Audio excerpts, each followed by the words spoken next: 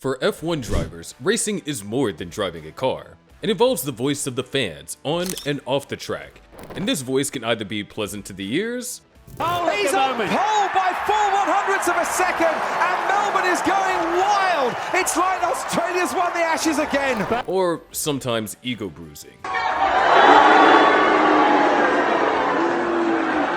Fasten your seatbelts, as we are about to take a ride into the hearts of F1 lovers as we explore the most loved versus the most hated F1 drivers. Let's start on a good note, bringing you the extremely loved driver, Lando Norris. Loving Lando was so easy for F1 fans as he skillfully revived McLaren in no time. And on top of that, Lando has more to offer than just tearing the track. He's a loved streamer. Basically, Lando plays games on his live stream and responds to his fans' comments. He became so popular in no time that he was voted as the second most popular F1 driver, even surpassing Lewis Hamilton. All of this show while Lando should be on this list, but honestly, he may fall off the list completely soon enough. This is because the guy is slowly going from the most loved to the most hated for handling some situations in questionable ways. An example was when he said Max Verstappen's victory at Sao Paulo Grand Prix was a game of luck.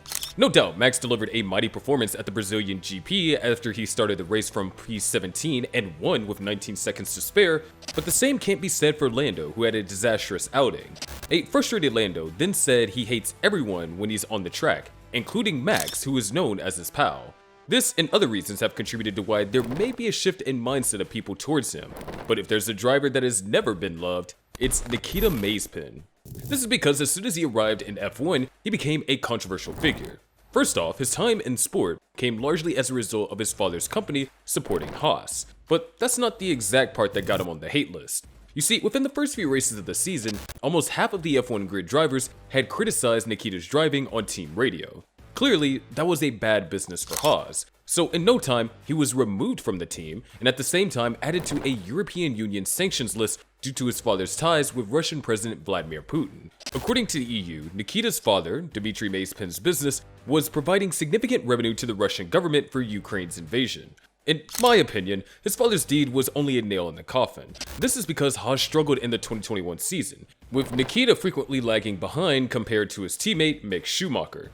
Nikita didn't hold back his anger as he's seen in the 4th season of the F1 documentary Drive to Survive. In the 4th episode, which focuses on Haas, Nikita frequently complains that his team is not following his wishes, while also suggesting that his teammate's car is faster than his own. At a point, Nikita's rudeness and complaints got to the team's boss Gunther Steiner, who exclaimed, and I quote, "Fucking hell, that's why people hate you." Not sure how Nikita is feeling after all of this, but a driver who has kept his chin up even in the face of adversity is Daniel Ricciardo. This love is no secret. Daniel's everyone's favorite with no team, driver, or fan disliking him.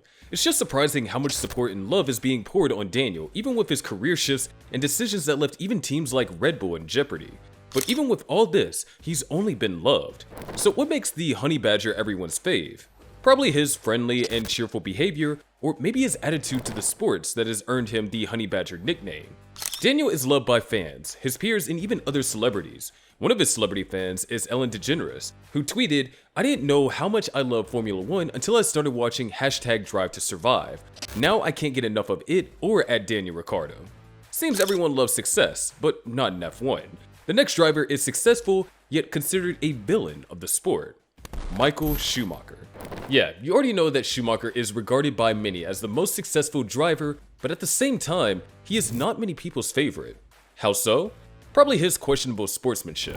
Schumacher is inclined towards winning by any means, and that has caused a lot of controversy. For example, his collision with Damon Hill during the 1994 championship decider at the Australian Grand Prix.